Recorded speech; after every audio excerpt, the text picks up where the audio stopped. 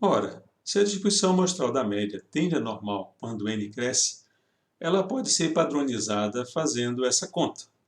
Nós pegamos a variável que nós estamos interessados, subtraímos a sua média e dividimos pelo seu desvio padrão. Como a gente já sabe a relação entre a média de x barra e o desvio padrão de x barra e a média de x e o desvio padrão de x, essa conta resulta nessa expressão que está aqui, certo? Ela vai tender, então, à distribuição normal padronizada, isto é, média zero e desvio padrão unitário, quando n cresce. Quanto maior o n, mais próxima ela vai ser da distribuição normal padronizada. Com base nisso, nós podemos enunciar o teorema central do limite. Diz o seguinte: se x barra é a média de uma amostra aleatória de tamanho n, obtida de uma população com média μ e variância sigma ao quadrado, então o z calculado dessa forma, a média da amostra menos a média da população, dividido pelo desvio padrão da população sobre raiz de n, é uma variável aleatória cuja distribuição mais se aproxima da distribuição normal padronizada à medida que n tende a infinito. Veja que quanto maior o valor do n, mais próxima ela vai ser da normal padronizada. A gente normalmente não precisa trabalhar com amostras infinitas. Vamos ver que para números acima de 30, essa aproximação geralmente já é muito boa. Note também que não faz diferença qual seja a função densidade de probabilidade da variável aleatória x. Pode ser normal, pode ser retangular, pode ser qualquer coisa. A distribuição da sua média se aproxima da normal, à medida que n cresce. Isso é uma característica presente em uma série de fenômenos de interesse prático, onde o resultado de um fenômeno aleatório depende da ação combinada de vários parâmetros independentes que agem simultaneamente. É como se houvesse uma média de coisas desconhecidas e essa média ela tende a produzir uma distribuição normal. Existe uma versão culinária desse teorema, que é o teorema do sopão. Como é que a gente faz um sopão? A gente põe na panela água, tempero, sal e vai colocando os alimentos que sobraram da última refeição, certo? E vai mexendo. Vai cozinhando, vai mexendo, vai cozinhando, vai mexendo. E qual é o gosto dessa sopa? Olha, quanto mais ingredientes diferentes tiver, mais e mais o gosto dessa sopa se aproxima de um gosto característico. Então, quanto mais ingredientes diferentes forem misturados à mesma sopa, mais e mais o seu gosto se aproximará do gosto único, típico e inconfundível do sopão. A distribuição normal equivale ao sopão. Nós vamos misturando coisas desconhecidas. Quanto mais coisas diferentes a gente misturar, quanto maior a quantidade de coisas distintas, mais e mais ela vai se aproximar da distribuição normal. Para fixar esse conceito, problema 1. Um fabricante produz resistores com média de 100 ohms, desvio padrão de 10 ohms e distribuição normal. Calcule a probabilidade da média de uma amostra aleatória de tamanho 25 ser menor que 95 ohms. Vamos lá. Como nós estamos trabalhando com médias, a gente vai usar aquela relação entre média e população, x barra e x, certo? Nós sabemos que a média da população é de 100 ohms, a média de x barra será de 100 ohms, e o desvio padrão será o desvio padrão de x sobre raiz quadrada de n, nesse caso é 25, que resulta em 2 ohms. Então, a distribuição da média, ela terá média 100, desvio padrão 2, e a pergunta que nós queremos responder, qual a probabilidade dessa média ser um número menor do que 95? Isso corresponde, então, a esta área desta região sombreada que está aqui, que é a probabilidade de ser menor ou igual a 95. Para calcular isso, nós vamos usar aquela relação que nós já conhecemos, 95 menos a média, que é 100, dividido pelo desvio padrão, que é 2, Isso vai nos dar menos 2,5. Então, indo agora para a distribuição normal padronizada, nós vamos procurar qual a área à esquerda de menos 2,5. Então, a probabilidade da média ser menor que 95 é a mesma do valor de z ser menor do que menos 2,5. E a tabela da distribuição normal nos dá que isso corresponde a 0,62%, que é a resposta para o nosso problema.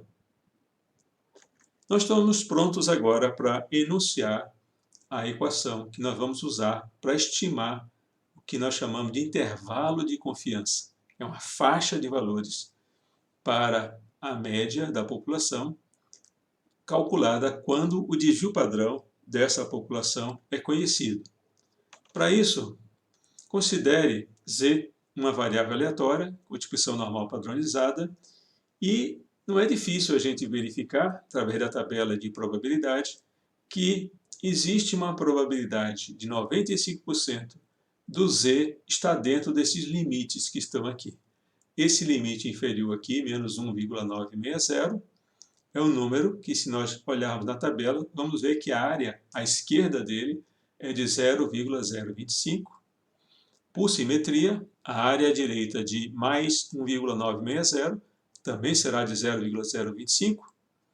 E a área central, como o somatório é 1, esta área central seria a área verde, 0,95, ou 95% do total. Então, o que a gente está escrevendo aqui? A probabilidade da variável aleatória z se situar entre esses dois limites, que corresponde à área verde, é de 95%. Esse número aqui veio da tabela, nós procuramos o número que obtivesse essa propriedade, certo? Nós vamos encontrar daqui para frente, nós vamos referir esse número usando essa anotação, que a maioria dos livros de estatística usa. Z de 0,025 corresponde ao valor de z, tal que a área à direita dele seja 0,025. Certo? Então vai ser sempre um número positivo quando a gente usa essa anotação. E se nós quisermos usar o outro lado, é comum a gente só trocar o sinal. Certo?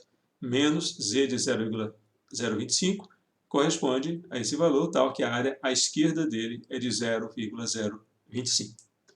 Vamos voltar a nossa atenção aqui nessa inequação e vamos agora substituir o valor de z pela fórmula que a gente usa para fazer a padronização. Como a gente já sabe exprimir a média de x-bar e o desvio padrão de x-bar em termos da média de x e do desvio padrão de x, nós podemos reescrever essa inequação ainda dessa forma. Se nós agora fizermos aqui um algebrismo, pegarmos esse denominador, passarmos ele multiplicando por esse termo e por esse outro termo e fizermos as contas, nós podemos reescrever essa inequação agora, sem perda de generalidade, dessa forma que está aqui. Veja, então, a probabilidade dessa inequação ser satisfeita continua sendo de 95%. Vamos ver o que a gente tem no meio aqui. No meio, a gente tem a média da população X, que a gente, a princípio, não sabe qual é e quer estimar. O que a gente tem aqui do lado esquerdo? A média da amostra, esse número que veio da tabela, o desvio padrão, que é conhecido, e o tamanho da amostra que nós adotamos. A princípio, nós temos acesso a todos esses números que estão aqui do lado esquerdo. Do lado direito, são os mesmos números, a única coisa que muda é o sinal, que em vez de menos agora é mais. Então, nós conseguimos calcular um limite inferior e um limite superior e a probabilidade da média verdadeira da população estar dentro desses limites é de 95%. Isso a gente chama, então, do intervalo de confiança para a média da população com um nível de confiança de 95%. Quer dizer, a probabilidade dessa inequação estar certa é o que a gente chama de nível de confiança. Isso vale, então, para essa probabilidade 95%. Mas eu posso estar interessado em uma probabilidade diferente dessa. Posso. Em vez de usar um número, vamos usar uma variável. É isso que a gente vai ver agora na sequência. Bom, nós estamos aqui, então, fixando uma variável para isso. Estamos chamando aqui de alfa sobre 2, esta área aqui à direita, acima desse limite, portanto, z de alfa sobre 2 é o valor de z, tal que a área à direita dele é de alfa sobre 2. À esquerda, nós temos aqui também alfa sobre 2, e como a soma dessas três áreas aqui tem que ser 1, esta área verde tem um valor de 1 menos alfa, certo? Essa é a probabilidade da variável z se situar dentro desse limite, entre o limite inferior e esse limite superior que estão aqui, certo? Então a gente pode escrever dessa forma que a probabilidade da variável aleatória z se situar dentro desses limites é igual a essa área verde, que é 1 menos alfa. Até aí tudo bem, certo? Nós vamos então dar um nome. Esta área verde aqui, que corresponde a 1 menos alfa, vai ser o que a gente chama de nível de confiança. No problema anterior, o nível de confiança era 95%, que é a probabilidade da inequação estar certa. Corresponde a essa área verde. E o alfa, ele também tem uma denominação. Nós vamos chamá-lo de nível de significância. Então, nível de significância seria a probabilidade da gente estar fora da área verde. E o nível de confiança é a probabilidade da gente estar dentro da área verde. Certo? Bom, lembrando aqui mais uma vez que essa anotação, o subíndice corresponde à área à direita do valor de z. Vamos focar nossa atenção nessa equação novamente. Vamos substituir o valor de z e, novamente, uma substituição em termos aqui dos parâmetros da variável aleatória x, e nós podemos reescrever essa equação dessa forma como está aqui, que é muito similar à que a gente utilizou antes, só que em vez de um valor numérico, nós temos aqui uma variável, que nós vamos determinar em função do valor do nível de confiança que a gente estabelecer, certo? Esse aqui, então, é a fórmula para o intervalo de confiança para a média, para o nível de confiança de 1 menos alfa. Vamos aplicar isso aqui no problema, mas antes vamos ver uma interpretação gráfica para isso. Aqui nós estamos representando o valor da média da população, que a princípio eu não sei qual é, certo? Mas se a gente desenhar aqui aquela mesma função, nós estamos caracterizando uma faixa em torno do valor da média da população, que eu não sei qual é, e que há uma probabilidade de 1 menos alfa dela estar aqui dentro.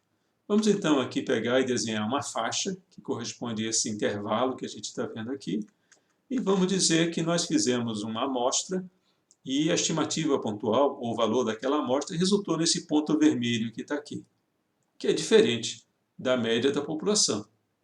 Se tem uma componente aleatória, fez com que ele fosse um pouquinho maior. Mas se nós pegarmos essa faixa que nós calculamos aqui e colocarmos em torno desse valor, dessa estimativa pontual, nós vamos caracterizar uma faixa amarela, e o que a gente pode afirmar é que a média da população, a média verdadeira, que eu não sei qual é, ela tem uma probabilidade de 1 menos alfa de estar dentro dessa faixa amarela. E, de fato, nesse nosso desenho aqui aconteceu isso. Ela está dentro dessa faixa amarela. Vamos agora para o problema. Um fabricante produz resistores com desvio padrão de 10 ohms e distribuição normal. A média de uma amostra aleatória de tamanho 25 foi de 98 ohms. Calcule o intervalo de confiança para a média da população de resistores produzidos. Use o nível de confiança de 95%. Nós temos uma população cuja média a gente não conhece. Fizemos uma amostra de tamanho 25, obtivemos a média da amostra. O que é que a gente pode afirmar sobre a média da população? Temos uma informação adicional, desvio padrão é conhecido. Ok. Bom, o problema pede que a gente use o nível de significância de 95%. Então, 1 menos alfa é 0,950, o valor do alfa vai ser 5%, alfa sobre 2, 2,5%, e se nós formos na tabela da distribuição normal, nós vamos encontrar que a área à direita de 1,960 é exatamente 0,025. Portanto, o valor de z de alfa sobre 2, que é o valor de z de 0,025, é 1,960. Ok, vamos agora aplicar a expressão para o cálculo do intervalo de confiança. A média da população que nós queremos determinar e todos os demais parâmetros que nós temos. A média da amostra, o desvio padrão, que é conhecido, o tamanho da amostra, que é 25, e o z de alfa sobre 2, que nós tiramos da tabela. Substituindo agora os valores e fazendo as contas, a gente chega nesse limite inferior, 94,08, e nesse limite superior, 101,92, como sendo os limites dentro do qual a média verdadeira da população se encontra, com a probabilidade de 95%. Então, o que a gente está concluindo? Eu não sei qual é o valor da média, mas tem 95% de probabilidade de ele estar dentro dessa faixa. Veja que isso aqui não é um número, é uma faixa de valores, é um intervalo de confiança para a média. Se preferir, é possível também escrever essa faixa de valores usando essa outra notação. O valor central, mais ou menos 3,9. Faça a conta, você vai ver que esse limite inferior e esse limite superior serão obtidos quando você subtrair e somar, respectivamente, 3,9 de 98. Então, a conclusão que a gente chega é: eu não sei qual é o valor da média da população, mas há 95% de chances da média da população se situar dentro desse intervalo que nós calculamos. Bom, algumas vezes a gente fica se perguntando: qual é o tamanho ideal da amostra que eu devo escolher? 5, 50, 500? A princípio, quanto maior o tamanho da amostra, mais confiável é o seu resultado. Mas mais trabalhoso, mais demorado, mais caro é fazer. Então você deve escolher um tamanho da amostra que seja suficiente para o que você precisa. Como é que eu calculo isso? Vamos lá. Essa equação apareceu na dedução da fórmula do intervalo de confiança, um estágio intermediário, né? E a gente pode reescrever essa equação aqui, sem perda de generalidade, usando o valor absoluto. Matematicamente, essas equações aqui são exatamente equivalentes, certo? E para fins do cálculo do tamanho da amostra, nós vamos trabalhar com a condição limite. É quando a gente tem aqui uma igualdade, certo? E agora nós vamos pegar essa expressão que está aqui e resolvê-la em termos de n. Escrever n é igual a alguma coisa, que é o que a gente tem aqui. N é o tamanho da amostra, vai depender então do valor de z de alfa sobre 2, que é um número que a gente tira da tabela em função do nível de confiança estabelecido, o desvio padrão, que é conhecido, e este termo que está aqui no denominador, que é o valor absoluto da diferença entre a média da amostra e a média da população, que corresponde ao intervalo de confiança aceitável. Quanto que eu aceito que seja o intervalo de confiança? Isso é uma coisa que eu tenho que definir.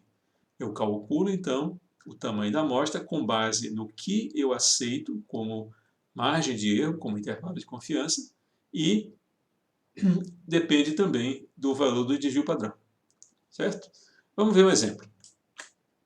No problema anterior, qual seria o tamanho mínimo da amostra para assegurar que o tamanho do intervalo de confiança da média da população é de mais ou menos 2,5 ohms? Use o nível de confiança de 95%. Você lembra do problema anterior, que a gente chegou em mais ou menos 3,9 para uma amostra de tamanho 25. Queremos reduzir de 3,9 para mais ou menos 2,5. Quanto que a amostra tem que aumentar? Para isso, nós vamos aplicar aquela expressão que nós acabamos de deduzir. Nós aceitamos que a diferença entre a média da amostra e a média da população seja no máximo 2,5 ohms. Para isso, nós calculamos o tamanho da amostra, é só fazer as contas, o valor do z vem da tabela, o 10 é um dado do problema, o 2,5 que a gente deseja, 61,5 que a gente vai majorar para 62 e recomendar que o tamanho da amostra seja 62. Usando esse número, fazendo as contas do intervalo de confiança, a gente vai chegar em mais ou menos 2,5, que é o nosso objetivo. O conceito de intervalo de confiança pode ser generalizado para variáveis aleatórias que tenham distribuição normal e desvio padrão conhecido. Essa mesma expressão é usada como ponto de partida. Vamos definir y, uma variável aleatória com distribuição normal. Nós podemos agora calcular o z a partir do y, por essa expressão já nossa conhecida, que quando desenvolvida, leva a essa inequação que aqui está, cuja probabilidade de acontecer é 1 menos alfa. Se nós agora escrevermos a equação para calcular o intervalo de confiança da média de y, ela vai assumir essa forma que está aqui. Isso para o nível de confiança 1 menos alfa. Vamos usar essa expressão geral e aplicar em 3 exemplos, 3 casos particulares. Aqui nós temos o caso particular em que o y é igual ao próprio x barra. A média do y é a média de x e o desvio padrão do y, nós já vimos, é o desvio padrão de x sobre a raiz quadrada de n, sendo n o número de dados usados para calcular x barra. Substituindo esses 3 termos na expressão geral, nós chegamos nessa expressão que aqui está. Vejam que ela coincide exatamente com a expressão que nós usamos para calcular o desvio padrão da média a partir do x barra. Portanto, ela é um caso particular dessa expressão mais geral.